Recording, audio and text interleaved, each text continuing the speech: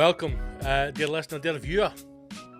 If you are indeed consuming this via your eyeballs on the YouTube channel, make sure the phone's on silent. It is. We've done that before. We need to get a fine jar, you know, very much like the swear box of your youth.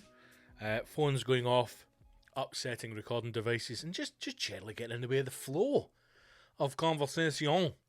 You know? Anyway, episode 72 of the Scott Gibson Show. I am Scott Gibson. Who else would I be? Huh? I hope you're safe and well. As always, I don't know if we're at a year. I don't know if we're at a year in lockdown. I cannot remember the date that we went in. Currently recording this on the 8th of March 2021 for reference to those who are listening in the future. Isn't that the cool thing about technology? You know, as long as if I have it written in the will that the family has to continue to pay the SoundCloud and Acast bill, then these episodes will be available forever. You know? Will they stand the test of time? Who knows? Things have a way of moving in waves. Art very much like fashion. You know, one man's bell-bottom shoe, trouser even, a shoe. Come on, Gibbo. As another man's platform boot. You get my drift. What I'm saying, I mean, there was a time when people would crowd round a transistor radio and listen to their favourite show, you know, whether that may be, the laughter, the sketch comedy of the Goonies, or the racial slurs of Adolf Hitler and the Nazi Party. Although I don't know if anybody in the UK was getting the real broadcasts. I tell you what, man, he was a bad bastard, Adolf, but fuck me, good stage technique, man. Hey, Mike, you know, hardly ever many mics. Anyway, so episode 72. I was trying desperately to bring a message of joy and hope for this episode, but you know, why break from the norm? And there's really fuck all to there's really fuck all to be happy about. You know, there was a part of me thinking we are now on the road map to recovery in the sense of freedom. The door to the coop will be left ajar, and during the midnight hours of June 21st, the keepers of our doom will turn their back, very much like a scene from Chicken Run. I don't like gravy, and we will be, you know, we'll blast forth from the coop of COVID. I don't know why I'm using a chicken coop here, but we'll be free to stretch our wings and once again feel the cold sunlight upon our pale skin as we devour alcohol and crowded bars once again. Now, there's going to be... Here's the thing as well, everybody who you have not spoken to during lockdown, there's going to be a period of real admin for a lot of you. You know, I'm 36 now. In the summer I'll be 37. That's how age and time works. It's very linear in that way. But many of you are on the wrong side of age, if that makes sense. Yes, I'm 36, but I feel 46. Not in a physical way. Physically, I feel 66, but in a mental way, I do believe I was born in the wrong time. I believe I was born a decade late. I do believe that. And I'm at the point in my life now where, you know, I have, you know, a very small group of people who I genuinely care about. You know? I don't mean like Facebook friends where if something comes up in the timeline, I'll wish them a happy birthday. I mean a very small group of genuine friends who, if something was to happen to them, I would be heartbroken. And if they ever needed me, I would be there. But many of you are still at that age where, you know, you've got 100 pals, or so you think. You know? Many of you will have done the indeed idiotic job of getting engaged during lockdown. I mean, you're absolutely fool, for fuck's sake. And you'll now be in a position where you're planning a wedding for when it's freedom. many of you will have postponed the wedding. Some of you may even be sitting going, we're going to have to thin the wedding list down to a nice, neat 200. I would say to you, if you are able to invite 200 people to a wedding, and that is not a Catholic wedding, then you need to fucking get a grip of yourself, man. Because the problem's going to be, as I said, once lockdown's over, these people who you class as friends, who class you as a friend, even though they're really just an acquaintance, you know, you're going to have to start putting in the groundwork again. Many of you are going to have weeks, months, probably the rest of this calendar year, rebuilding those relationships that you didn't even need.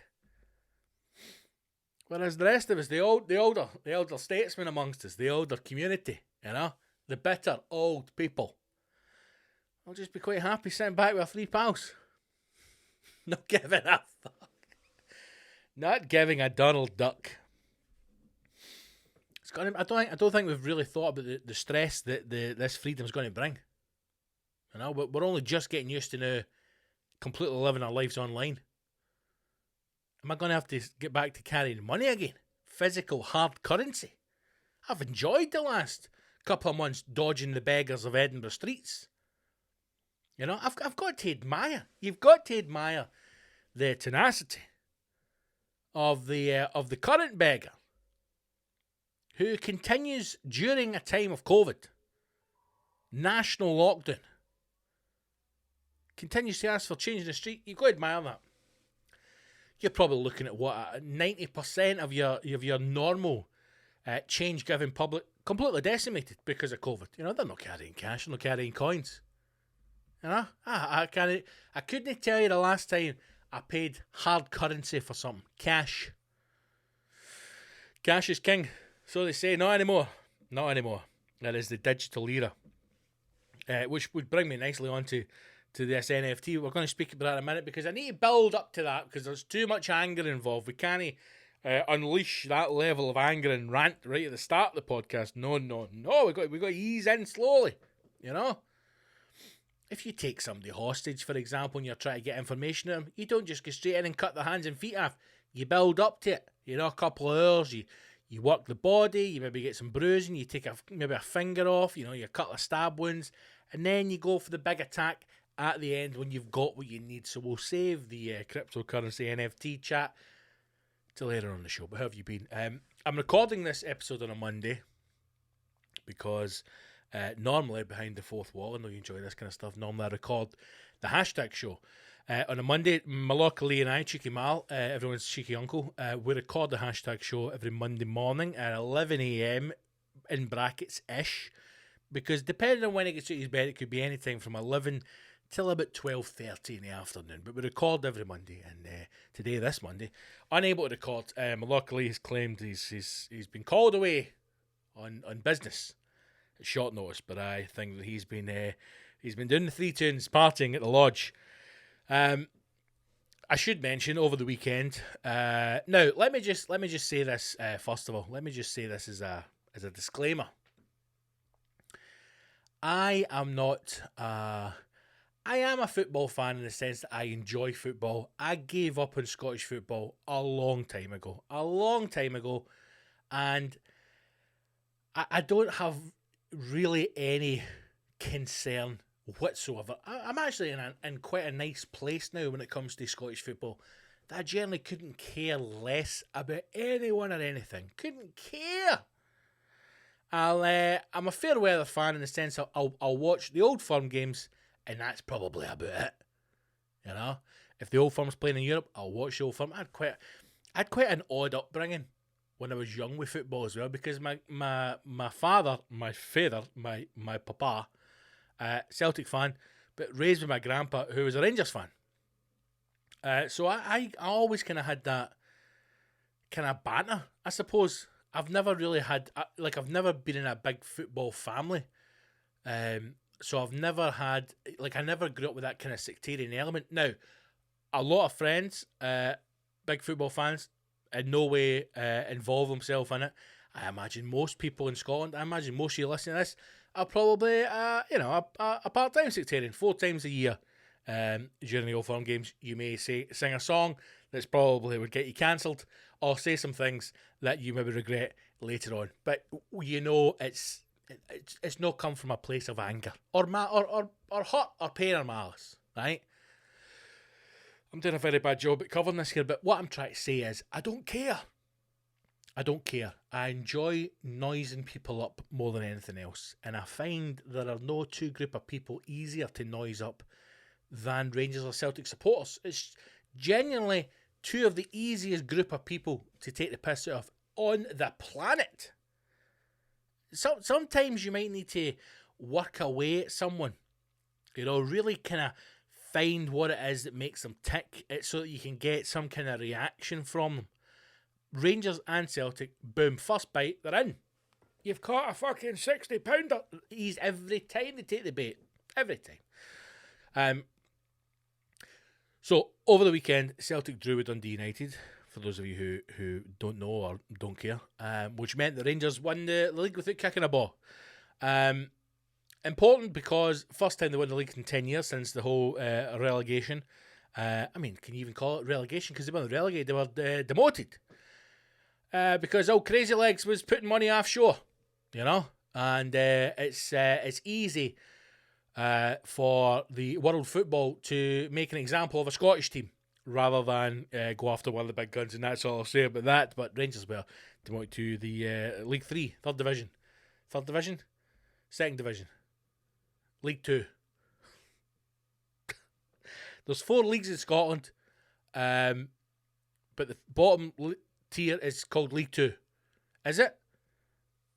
Where's my phone? Who knows? It is. That shows you how much I don't even know. I don't even know. It's League 2, isn't it? Oh, this is so embarrassing, man. I'm keeping this in. It's all content. Scottish Football Leagues. Scottish Football League tables. Here we go. Right, you've got... what is that?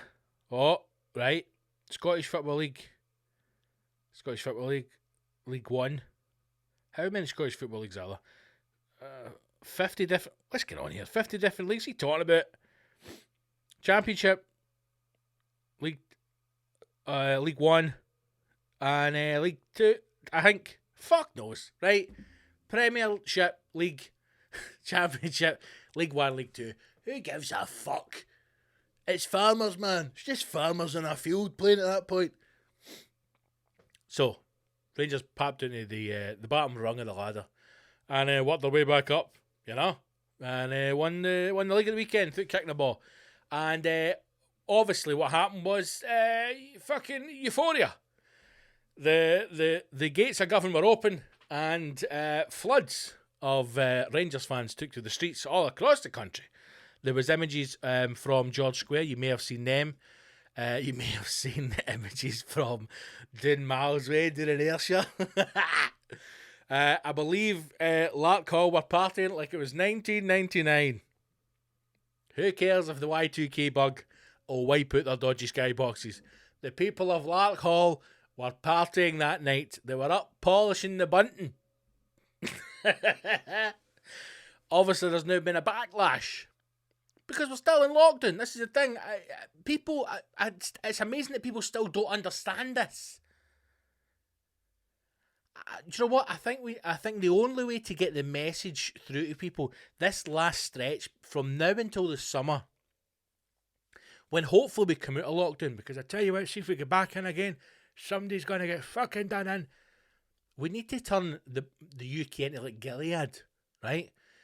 See, again, 60, 65 deaths today. But again, the media spins it as 2 days in a row they've had under 100 deaths. They need to start hanging the dead for lampposts. We need to start then. So people still get the message. Because a lot of people think we're on the home stretch, fuck it, you know? Even wee Margaret, the parental unit, my mother, messaging the missus going, do you just want to come over? No, it's level 4, Margaret, we're in lockdown. So, huge uproar because of the number of people on the streets. 0 arrests, apparently, by the police. No fixed penalty fines handed out either, which is shocking. Couple of bams having a house party, hurting nobody, but fucking 200 million people in the street, not a single fine handed out. You know? Fucking must be good if you're a Mason, man. Get your way out of fucking fixed penalty fine. Scotland's Deputy First Minister has accused Rangers of a lack of leadership after fans gathered in Glasgow for title celebrations. Now, let's cast our mind back to when Liverpool won the league. Not the same thing, not the same country, not the same team. But the amount of people who were gathered outside Anfield, probably similar to that of Glasgow, especially at Ibrox. And there was obviously condemnation, as there should rightly be. But can that blame lie with the club? That's the question I'm asking. Because sometimes it feels as if with these kind of things, like the public disorder and the public disability, like a lot of it, I find that the police try and pass the blame to someone else. Now, I went to a Black Lives Matter rally in Edinburgh in the summer when they had the first rally here in Edinburgh at the Palace, at the bottom of the Parliament building. And I was deliberately not in the mix. I was at the back. I wanted to be part of it. I wanted to be there on the day. It was relatively well organised in the sense that it was very time constrained. It lasted, I believe, 90 minutes, and then everyone was dispersed. But there was a massive police presence there that day. And if you can imagine a picture of like a circle, so everyone's kind of spaced out, and right in the very centre was the kind of speakers point, if you like, where they had some speakers set up and audio system, and they had guests on to give different talks and whatnot. And as you got further and further into the centre, the amount of people condensed, and the way you were packed in condensed as well. Now, the police presence on that day was huge. And again, from my understanding, no fixed fines, there was no arrest, there was no reason for arrest, there was no issues, there was no problems. And I'm not in any way comparing the two. I am just saying that sometimes I think it's convenient that the police want to put efforts onto the clubs themselves. Should Rangers have done more on the day? I don't know. Could they have done more? I don't know. Possibly if someone at the club, I imagine there would have been chat on some kind of fan forums or groups to say that people were going to gather on the day of the game at Ibrox. So the club probably should have been more alert to that, or maybe passed that information on to the police. But then maybe the police already knew. But then what you got to do? Because nobody's got the fucking balls. How many times do I need to say this on this goddamn podcast? The only way to solve these things is what? Say it with me now. Extreme violence. That's it. Extreme violence. See if there's a fucking mass gathering of tens of thousands of people during a global fucking pandemic where people are still dying every fucking day. Get on the police horse and fucking ride through the clouds. The crowds. Start setting off flares. Start fucking dragging folk into the back of a van. And soon people will scarper. Sometimes it feels as if when there's these gatherings that the authorities are happy for them to happen because it almost gives them a road out of blame themselves. Now, again, I am not condoning in any way the volume of people who gathered or who walked or marched or met in George Square. It's fucking ridiculous. I find it funny as well when they ask, footballers these questions about, like, what do you think is right? I mean, as if they're going to fucking give you a balanced answer, for God's sake. I mean, even when people are asking members of the coaching staff, and he's like, they've had 10 years of this building up. Going, get a fucking grip, man. Get a fucking grip. This article from BBC News, John Swinney said the scenes were an absolute disgrace and undermined recent progress against the virus. Rangers said its fans had been urged to follow lockdown guidelines. During the daily coronavirus briefing, Mr. Swinney said Rangers had been reminded of the need for fans to adhere to the restrictions by the Scottish Government and Police Scotland during meetings on 26th of February and 5th of March. It is a matter of profound regret that did not happen. Scottish Government will be making extreme disappointment at the lack of leadership clear to team management. What is that?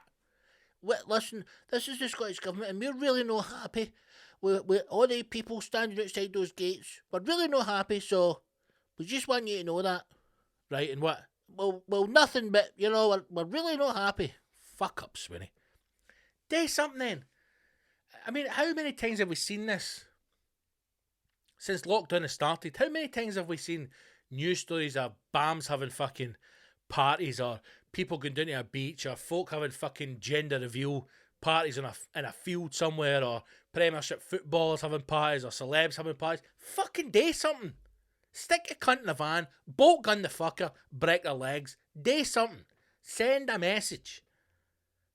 You're telling me that people who gathered outside Ibrox, or who gathered at George Square, or who marched through the streets of Mirren, that none of them are known to the fucking police? You're telling me that everybody in that crowd, there's not one person that is known to the police? Just go down the door, put their fucking door in at 4 a.m, drag them out their bed, and park them in a van. Otherwise, what is the point, man? Well, the Scottish Government are really not happy. Gives a fuck. Oh, imagine pissing the Scottish Government off. Jesus Christ. Oh no, sleep. Mr. Swinney said the title win was a special moment for the club. John Swinney's a Rangers fan.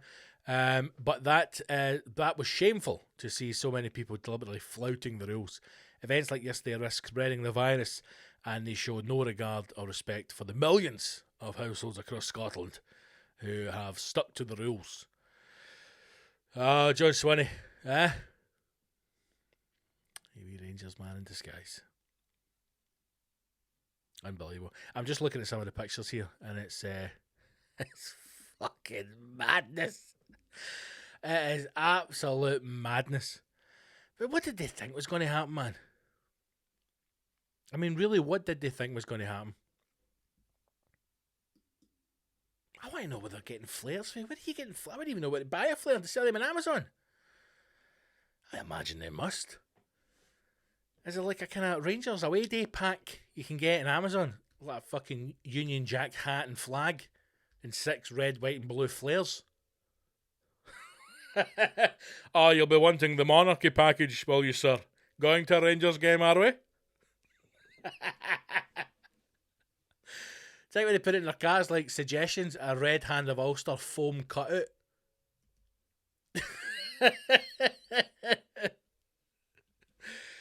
Amazon thinks you may like the red hand of Ulster package. Rangers away day. 6 red, white and blue flares and a foam hand. Fucking hell. I mean, football is probably the only thing that's got a lot of people through lockdown. You know, I can remember how ecstatic I was when the football came back. So it's no surprising. It's no surprise at all that the amount of people turned out when Rangers won the league. Not surprising at all. And if you were shocked by it, you're a fucking idiot, man, because we knew it was going to happen. And the exact same thing would have happened if Celtic had won 10 in a row, and the exact same thing would be going on. Scottish Government going, we're not happy with that. And there were people on Twitter and online saying horrific things about Celtic just as they are about Rangers. Because here is the thing to take away from it. And probably the thing that I needed, right? When Rangers won the league, I went on and I saw the Rangers official tweet. And I read about 6 or 7 replies to it on the Twitter account. And that just cemented why I have really not bothered with Scottish football anymore. Because even in the 10 years that it talks about since Rangers have gone down, literally nothing has changed. If anything, the game's got a little bit shitter. But nothing else has changed. And I don't think it ever will. I don't think it ever will change. But that's probably what makes the Scottish game unique. That's why fucking Sky pay the money to get the 4 Old Firm games. You know? It's an odd thing, Scottish football. And that one of the main things that probably brings it down is one of the things that makes it marketable to a TV company. Sad, man. Sad. Hopefully that, nothing does happen from it, in the sense that no one becomes ill, or no one catches the virus, or no one is infected by it. Because I don't imagine any of they bastards are on the track and trace scheme. Am I right? Eh? More likely they're on a fucking electronic tag, but I don't tell you that gets COVID. But fair play to them. And, for all the listeners who are Celtic fans, unlucky. But, hey, who cares, man? Who cares? On the grand scale of things, who cares? Just if you are going to celebrate, date in your house, stick your fucking foam hand on and get a couple of flares and get into your garden, and then sit back and see which of your neighbours are mentalists as they throw a deck chair through your back window. Oh, God Almighty! Let me say very quickly, I watched something last night which I was always planning to watch, and shout out to Big Andy Ward, a rascal, hero, legend. I Coming to America too, with Eddie Murphy. Now, I saw it on Amazon, and I remember watching something. I don't know if it was comedians in cars getting coffee, or if it was something else. But in fact, do you know what it was? I think it was they did some kind of interview after it, where Eddie Murphy and Seinfeld were being interviewed and they were talking about different things. And Eddie Murphy mentioned in that, or he mentioned in, oh God, excuse me, he mentioned in something that I saw that he was finishing off Coming to America too, or it was just about to film it, right? And I remember being excited then, thinking that'll be great. And I never watched the trailer. I just saw the images on Amazon, and I was excited, man. We were going to sit down last night, Sunday night, and watch it after our dinner. And Andy Ward put up a thing saying, biggest lot of nonsense ever, don't do it to yourself. And I still watched it because I had to see it, right? And I'm going to be completely honest with you. If it wasn't for the fact that it's Eddie Murphy, I don't think I would have given it the respect. Because without question, within 5 minutes, I would have turned it off. It's one of those films that are on Amazon or on Netflix that when I watch it, I think, I am glad I never paid to see that in the cinema. Because if I'd paid to see it in the cinema, I would have been fucking raging. I think the last film was The Man for Your Uncle. In fact, I went to see that film in Aberdeen with another comedian, and he got up and walked out. And I was like, I'm staying at the end of this because there's nothing else to do in Aberdeen other than sit in the hotel. I remember him going, I'm going back to the hotel, and I was like, right. And then he's looking at me like, are you coming? I went, no, because there's fuck all to do. I'd rather sit and watch the rest of this shite for an hour than go back to the fucking hotel. That was just like a Campari advert for fucking an hour and a half. It was horrendous. But anyway, so Coming to America too. Genuinely one of the worst things I've ever seen in my life. It's awful. It's terrible. It's truly, truly terrible. And it's really sad. It's actually quite sad to watch because Coming to America, the first one, I thought was brilliant. I really did. I thought it was a great film. In fact, I would go back and watch it again. And I think that's a testament of a good comedy. Would you go back and watch it again? Could you go back and watch it again? Because there are some things that I struggle to rewatch. I struggle to rewatch them because parts of it maybe just aren't that good, or there's maybe such a huge ending or such a twist in the story that because I know it's coming, it's just ruined the first part of it for me. There's a lot of films like that. But Coming to America is one of those old comedies that's just brilliant. Now, again, proving that, and you look at Coming to America too, if you made a lot of the old films now, they would just never get made. I cannot tell you the last time I saw a really good comedy movie. It might even have been Anchorman. Or Step Brothers. I cannot remember the last time I watched a really good comedy and thought, fucking hell, that was funny. In fact, the last thing that I watched that I thought was a really good comedy was The Death of Stalin. And that's probably not even classed as a comedy. But Coming to America 2 was garbage. It felt almost like it was a Disney film. At the start, it felt like it was trying to take the piss. I don't know if they all just got together on set and got really high or really drunk and then just done this for a laugh. I don't know what happened, but Wesley Snipes' character is, I mean, I don't know what's going on. I don't know if thought he was auditioning for Drag Race. I don't know what was. It's the campest dictator I've ever seen. It was just really, really strange, man. Really, really strange. And it could have been great. It could have been great.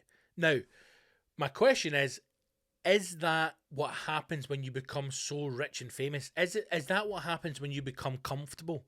Because I imagine that being comfortable for any creative person is the worst thing that could possibly happen to you. Not being happy, because you can be happy and be creative. You can be happy and be original. You can be happy and make great work. But if you are comfortable, what pushes you? What burns the fire? What makes you want to do more? What makes you want to do better? I don't know.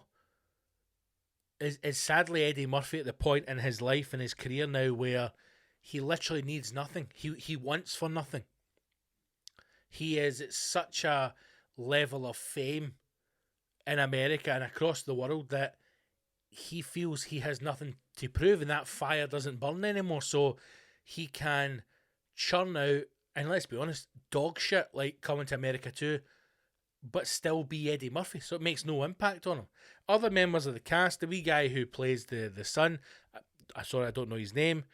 I imagine he'll be slated. I mean, I would never, if I ever saw him pop up in something again, I'd never watch it. Even Tracy Morgan in it is fucking garbage, but he's still Tracy Morgan. So is there a point of celebrity that you can ascend where no shit will stick to you? You know, is there a point that you go past where you've amassed enough work previously that even if everything you do from this point on is utter shit, you'll still be regarded as a great? I don't know, but it was just upsetting. It was good to see him in Arsenio Hall. I think Arsenio Hall is a great comic. I think he's a very good actor as well. There was one point in it, and I can't even remember the line now, but there was one line in it where I remember telling the missus, and I went, "That's funny," but I think I was about an hour in. Sorry, team. I don't know what happened there. I just had a wee error message when I was recording. There was an overload in the system. An overload in the system. Would you believe that the rant levels are through the roof the day that we've circuited the system? So I apologise. I was talking about Eddie Murphy and Coming to America 2, and I was saying I was about an hour into the show, into the movie, and there was a line in it, and I remember turning to the missus and saying that was a good line, like that was a very funny line, because I think I hadn't laughed at all up until that point. You know, I think the first 5 minutes I was so excited that I was watching it, and I was just so looking forward to what would come up. And then when it starts, it feels as if you're watching like The Lion King. It feels like you're watching The Lion King on a West End production. There's just all this dancing and singing, and it's just, again, it's trying to recreate elements of the first film, but in modern cinema. The reason why those old films worked as well as it did is because it was such a grand production. The reason why Coming to America, the first one, was such a big thing was because it had that huge set and had all the dancers coming in. Things like, oh my god, what is the film? Blazing Saddles, where they ride through the set, they crash through the set, and they've got like fucking 200 people dancing coming up and down the stairs. The reason why that is so good is because it's such a grand production. So when they scale all that down to modern day filming and modern day techniques, it just looks awful. The jokes in it were weak. It was like PG-13 stuff. The storyline was poor. It was just sad. It was really sad because I had such high hopes for it. And here's the thing. I'm going to tell you to watch it. And you should watch it. You should watch it just so that you know yourself and you can make up your own mind. The guys in the barbershop, the old guys in the barbershop, that would have been a great storyline to explore. That would have been a great couple of characters to pick up and do their own thing with. But in the end, they do this kind of weird... That's what it feels like a lot of kind of big films are nowadays, where they don't want to push anything too far, they don't want to offend anyone, and they don't want to upset everyone. They want everything to sit at like PG-13 or a 12 so that they can appeal to everyone. And in the end, please no one. I mean, that would be my review. They've tried to appeal to everybody, and in the end, they've pleased no one. Coming to America too, what a bag of dog shit. But I'm still going to tell you to watch it. Because you need to see how bad it is for yourself. Because I might be in the wrong. But you need to see how bad it is for yourself, and then judge for yourself what you think. But Eddie Murphy, I expect better. I cannot wait for him to come back to stand up. But now I'm nervous. After seeing that, now I'm nervous because I'm thinking, how much is he involved in that? Is he writing jokes for that film? Or is he just the name and the money, the production company? Because if Eddie Murphy is writing jokes for that film, I am concerned what his stand-up will be like. And if that is the type of comedy movie that's been put out by Eddie Murphy, you've got to question whether or not he's still got that fire to do live stand-up. You know, you'll have heard comedians talk about it in the past, and I'm sure I've spoken about it, saying it's a muscle. I am slightly worried about going back out and touring again just because it's been so long, but I know when I'm back on stage for the first time, that first show might be a bit of a push for me. The audience won't know, and by the second show we'll be back to normal again. I know that. We've upped the podcast, and I'm doing 3 podcasts a week. We do the quiz once a week. There's still time when I'm talking. I've still got that. I'm still sharp. The only thing I want to work back up again is the audience interaction, but I'm confident that will come quickly. But it's a muscle and you've got to work it. And I would love to see Eddie Murphy back on stage. I would love to see him doing a comedy tour again, another comedy special. But does he have the fire? Does he have the desire for it to be good? I don't know. It'd be one, because I just don't want it to be shit. I don't want him to fail. That's the thing. I don't want it to be shit. I want it to be good. So who knows, man? Who knows? But coming to America too, get it watched and let me know what you think. Right, a few things that I saw. I actually saw this news article before, and I thought, first of all, what is the point in this? And second of all, just as we start to work towards ending lockdown and getting back to some kind of normality, there are things cropping up all the time that almost want us to be back in this life, this existence that we're living at the moment. So not interacting with people, being restricted in our houses, not mixing. It almost feels as if, do you know what it feels like? It feels as if this has been an experiment to see if society could actually cope with living under these restrictions. Could you actually cope with very little human interaction on a daily basis? So you have that idea of freedom in the sense of you can walk around a park, you could walk to a cafe, but your physical interaction with other humans is completely curtailed. And could people live like that, and could society continue to grow? And I think that they've proven that it can. And that's probably been interesting for a lot of people in the powers that be, because things like fully automated cities will now become a thing, I think, of not in our lifetime. And you might think to yourself, but is that going to be robots buzzing about the street? No, it's going to be things like you go into a shop and there's no humans in there. Things like the Amazon stores that are already being trialled across America, and I believe there's one in London. That will become a common thing very, very quickly. You will go into a supermarket. You will go into something like a Tesco Express. You will go into a warehouse, a B&Q, a Curry's, and there will be no human interaction whatsoever. There will obviously need to be employees because they still have to have, someone physically watching the store or controlling the electronic side of it or bringing stock in and out.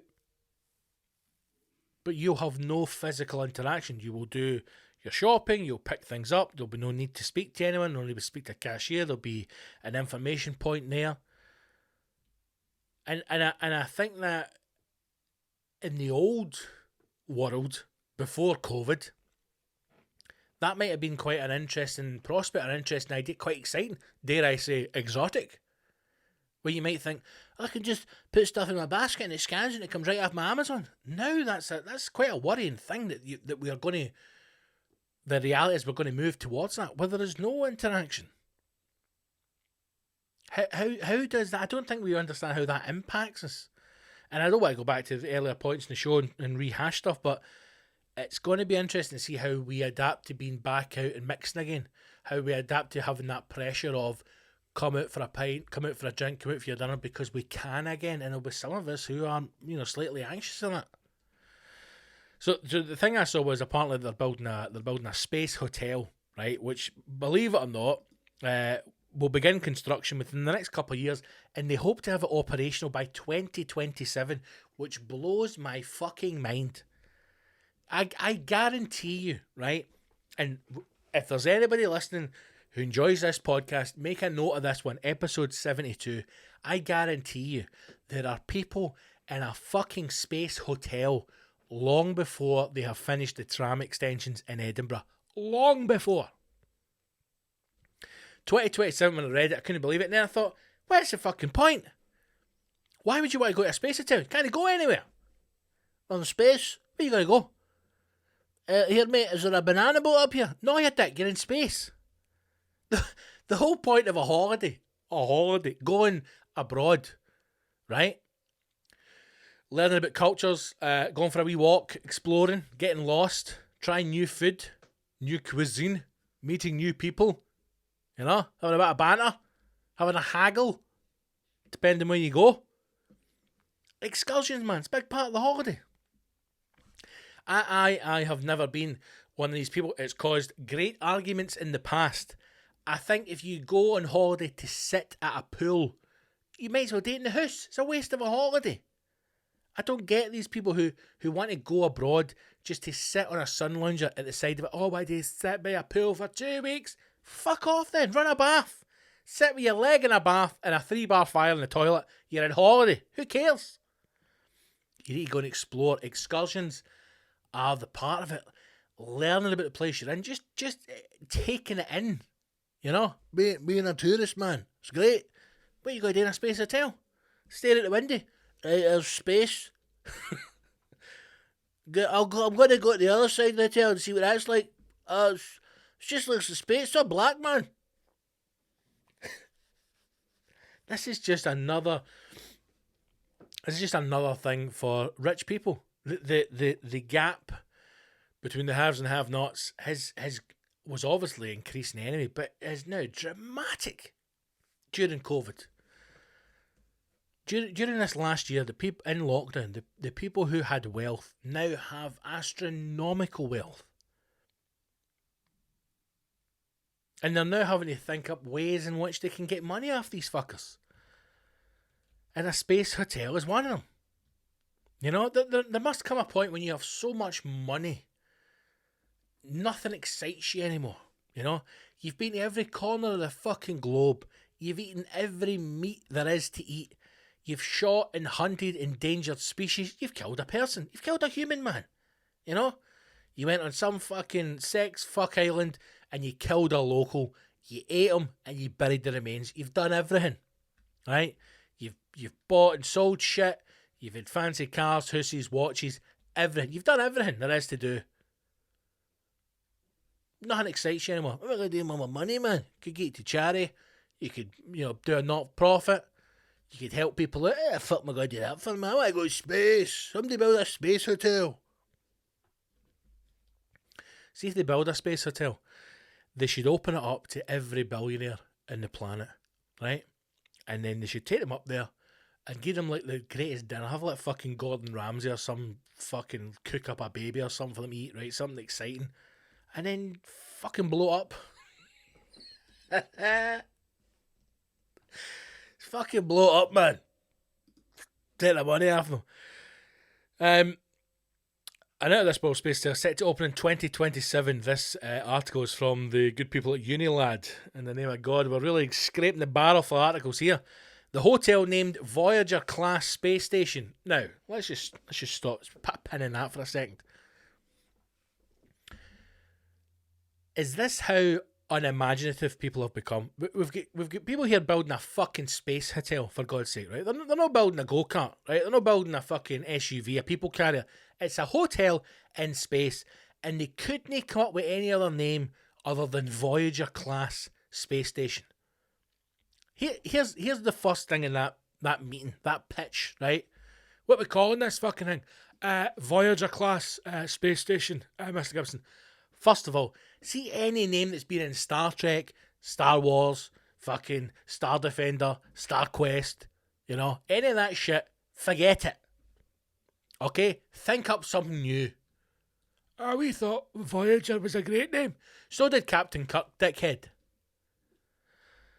Voyager class space station will be the world's first space hotel. Imagine they got up there and there was already one. Imagine. We're raging.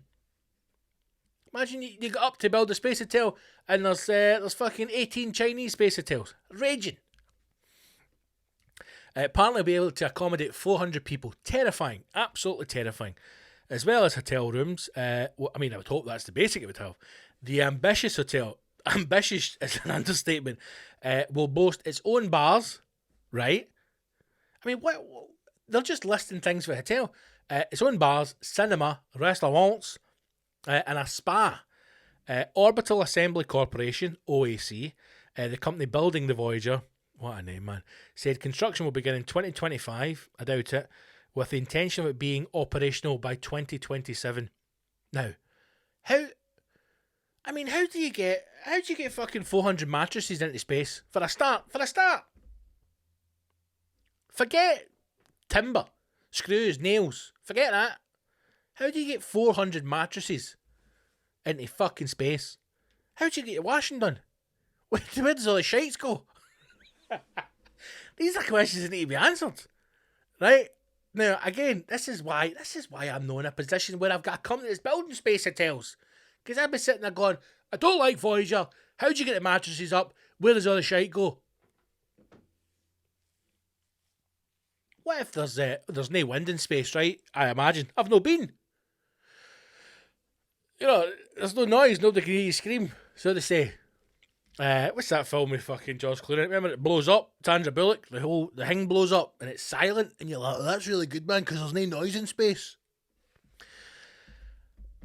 What if you're sitting in your room, you know, you've paid, I mean, I imagine it's top dollar, you've paid fucking £85 a night, bed and breakfast, right? On the Voyager.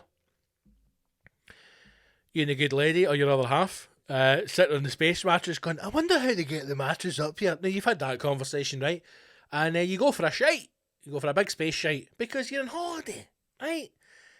Listen, we're all good people. If you listen to this podcast, you're a good person, a wholesome, good-hearted person. But we all know if you're in a hotel or abroad, for example, especially abroad, but if you're in a hotel, you will try and do the biggest, dirtiest, sweatiest shite you can because it's not your toilet. Alright? You know that shite you've been keeping for the last couple of months in there? You know what's in there? You had a bad steak pie once. Should have flung out 3 days ago and you thought, fuck, I'm eating it. And you ate it and it's been living in your guts for 5-6 months, you know. It's black, man. Tar, you know. That's the shite you unleash on a holiday toilet. Because it's not your toilet. You know? You go to a country and they'll say things like, please don't flush the toilet paper. You're like, yeah, dirty bastards, man. So now you've got a wee bin full of shitey bog roll. But you're going to try your best to block that toilet with the goods that you've got because it's not your toilet and you're on holiday, you're paying for it. So imagine the shit you're going to do in space. You do that shit, you flush your toilet because it's a toilet, And before you know it, you and your other half are standing, bottle of space champagne, looking out at the stars, and your big block of shite goes blasting past the window. Nobody wants that. You know? I don't know. 400 rooms is a little bit worrying. The station, as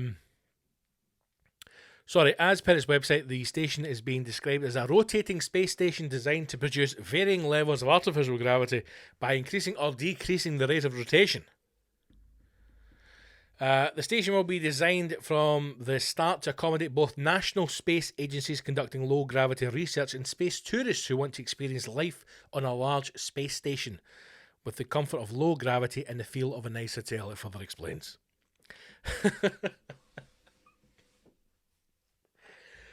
Oh, see the marketing bullshit that people write?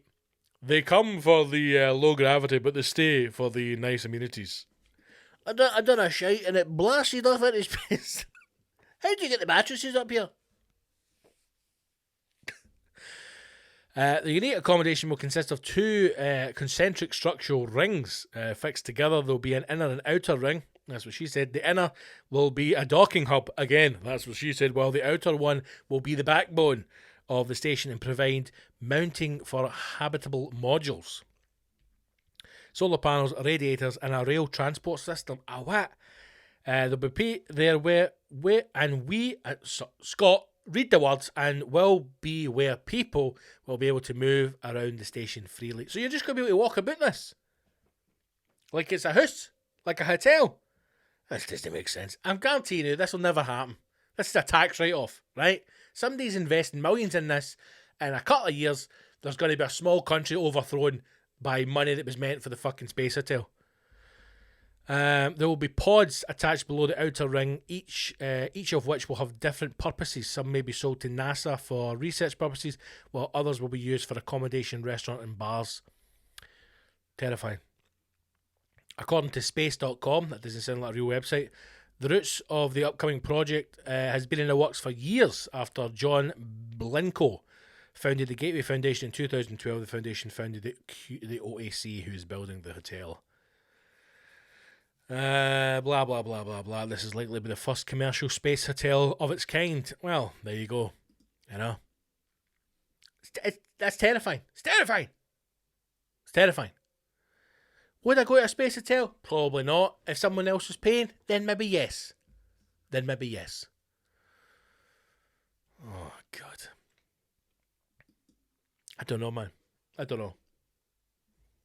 I need somebody to go up first and iron out the kinks, you know?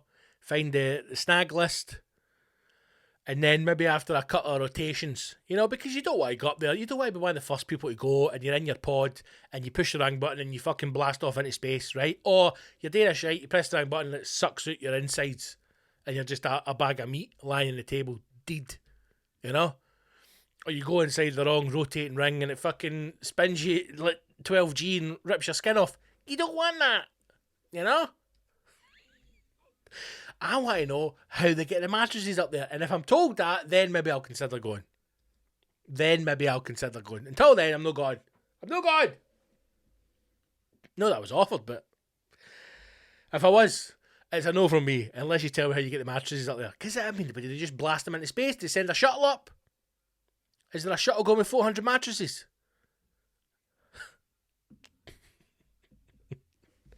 Something's not right, man. I don't trust this hotel. at all. But check it out, man. Check it as if it's home. Listen, watch it. Start saving. Put £1 away a week until 2027. And then see if you can go to the space hotel. Why not?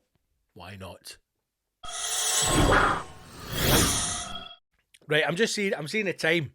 And I want to talk about this NFT, but I'm not going to have time. So I'm going to say I'm going to do it on Patreon episode on Sunday service. Now, what did I want to talk about? Here it's here. I saw this today actually, and couldn't believe it. When I saw it, and I thought to myself, somebody has thought this through. This feels like a desperate attempt to claw back some money for a company during what's been obviously a difficult year for a lot of companies. And I imagine there are some people now who are really throwing the dice on ideas to try and claw some money back. And when I saw this initially, I thought, this is great. And then when I let it sink in for about 10 seconds, I thought, oh, no, this is bad. Headline is as follows: UK Soft Play Centre launching adult nights with buy one, get one free drinks. That's right, an indoor soft play centre where you would take children, right? So it's got like slides and, it's 2 levels and they crawl through nets, and a soft play centre is introducing adult-only nights with a buy one, get one free drink now, promo. Now, when you first hear that, you think brilliant. You think great idea, right? I'll get the boys, we'll do stag do's, it'll be fucking great. It's gonna be carnage. It's gonna be carnage because just like children, right? Adults, human grown-ups will drink too much, just like children. Children drink too much sugar, get far too excited, and they're sick and they shit themselves in the playpen. Grown-up adults will drink too much alcohol, and they'll be sick and they'll shit themselves. Now, somebody's going to have it where they come through a fucking tube, or they go down a slide into a massive pile of sick, or somebody's done a shite and hid it in the ball pit. We know that's going to happen. We know it's going to happen, right? Or people start shagging in the ball pit, there's fights, fucking women kick off, she's asked to take her shoes off because you can't wear high heels on it, she fucking goes mental, they're not even in the place yet, the hands are fucking raining it in, hen. This has got disaster written all over it. I'm still excited by it. Following a year of limited social events, what did I say? Desperate to get money back. It's fair to say that many of us would say yes to just about anything. Well, come on now. Like, for example, Soft Play Centre. Not just Soft Play Centre, but a night specifically for adults to release their inner child. Well, that's a bit much. Big Fun in Hull. Oh, in the name of God. Do you know, there was part of me kind of hoping it might have been in a kind of respectable part of the country where you might think that maybe hipsters will go and make it a kind of hipster thing, and it's kind of ironic fun. But Hull feels as if it might be set on fire. Big Fun in Hull is offering just that. They're taking new bookings for an evening of beers, bants and ball pits. Oh my God, give the PR team the weekend off. Beer, bants and ball pits.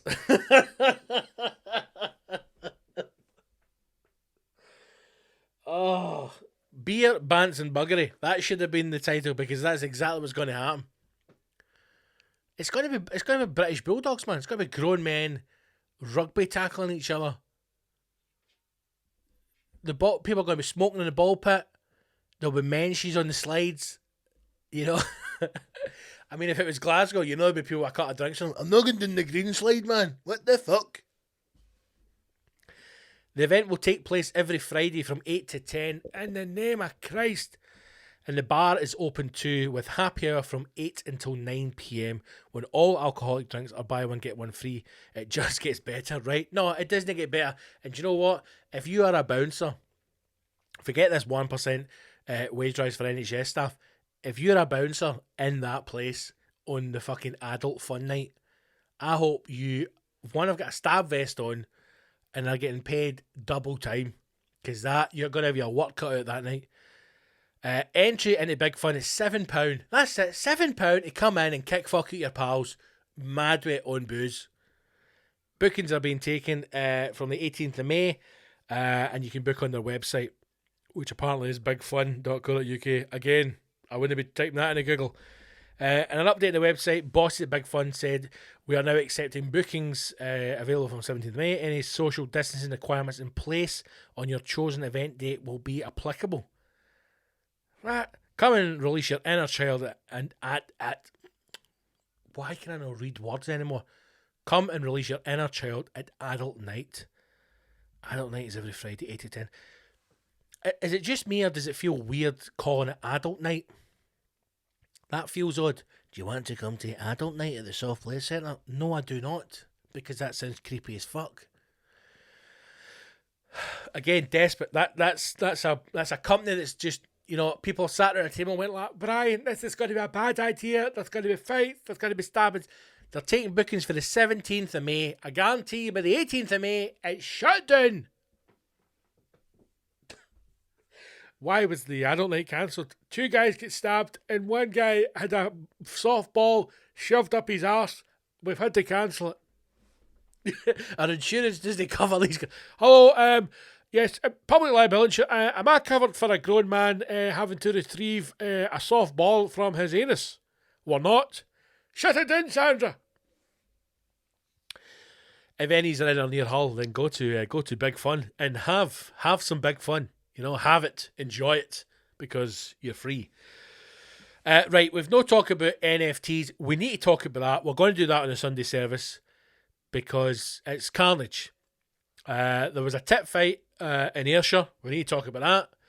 And a poor man's been arrested in Clydebank with £4 million worth of drugs. We need to talk about that. All of which is coming up on this week's Sunday service. For the rascals, you can only access the Sunday service if you're on Patreon. If you are a member of the Patreon, you get an extra episode every single week on a Sunday called the Sunday Service. So sign up now. Patreon.com/Big Scott Gibson. Patreon.com/Big Scott Gibson. Go to the website, bigscottgibson.com. All the links are there. Sign up. £4 a month. £1 a week. You fucking cheap bastards.